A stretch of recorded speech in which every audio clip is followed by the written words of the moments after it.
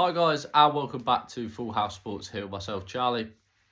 A reminder before the video starts to please like the video and subscribe to the channel. Anything you guys do is much appreciated. Right, the breaking news. It's been a whirlwind. It's not even been 24 hours. I guess it's been... I'm trying to work it out, my maths ain't great. 17 hours for Forest fans. And the breaking news that Ange Postecoglou is the new Forest manager.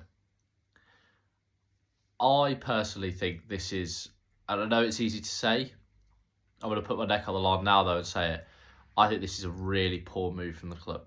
And that's coming from a Forest fan. That's coming from myself, who wants to support the club, doesn't want to jump on the hate bandwagon, doesn't want to criticise just for the sake of criticising. But I can't help but feel this is just a really bad move for the club.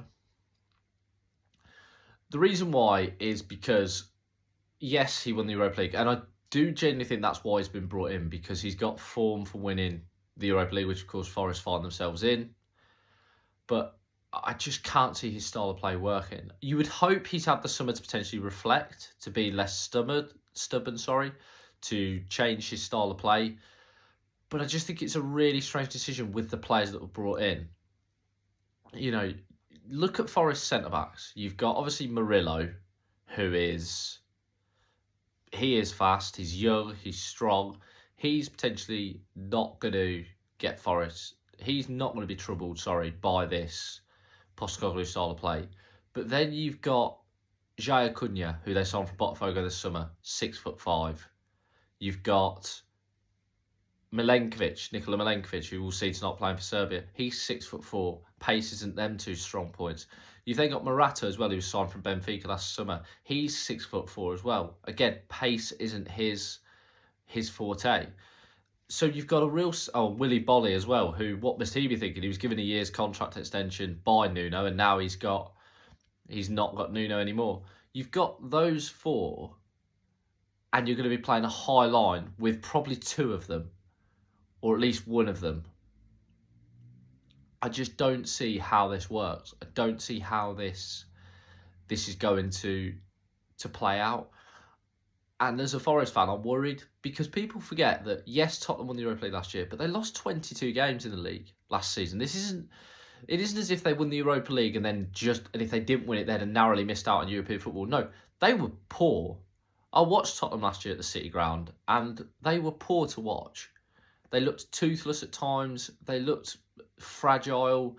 I know people say, oh, well, that's Tottenham, and maybe Postecoglou away from Tottenham will do what a lot of managers have done when they've left Tottenham and go on and win stuff. We've seen that in recent times with Antonio Conte, for example, to name just one.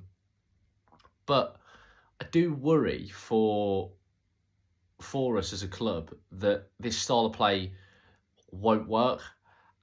And I hope he's had the summer to potentially change things and potentially be less stubborn. But if he's not, I can't see how it's going to work. And that, for me, means that there could potentially be another turnover, another change of manager. It felt like the players that were brought in this summer were brought in for Nuno's style of play. Were brought in for a manager who likes to sit in, likes to defend, and likes to play counter-attacking football. And now we've got completely the opposite of that. There's no similarity between Nuno or Ange's style of football. In fact, that's probably why Nuno's style beat Ange's style, because it flustered and it destroyed, I guess. It defended Ange's style of play. It was done to stifle. Stifle is the word I'm looking for. Done to stifle Ange's style of play. I'm just really worried. I'm really, really worried for Forest. And it sounds ridiculous because the club are in Europe. They've spent a lot of money. And I don't think they will get relegated. But I don't see this being a positive move. And I can actually see Postecoglou being out of a job by summer. Because Marinakis, I don't think, will stand for failure either.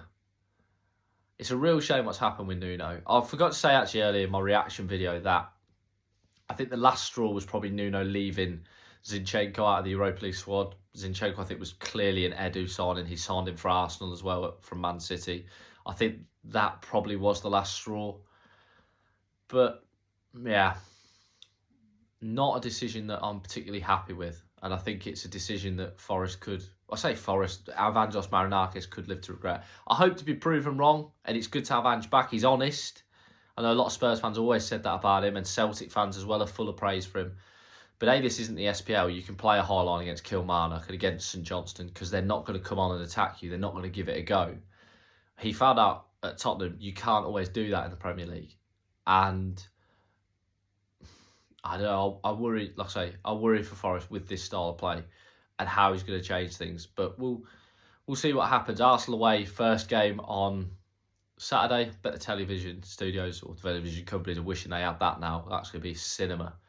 But unfortunately, yeah, I'm not too sure. And people keep saying about a new manager. I don't think the players particularly wanted rid of Nuno. I think there's just some stuff going on behind the scenes. But we'll wait and see. We'll see what happens. Like I say, I wish you the best of luck, but it does worry me. Once again, guys, thank you very much for watching. Like I say, please remember to like and subscribe. Thank you very much.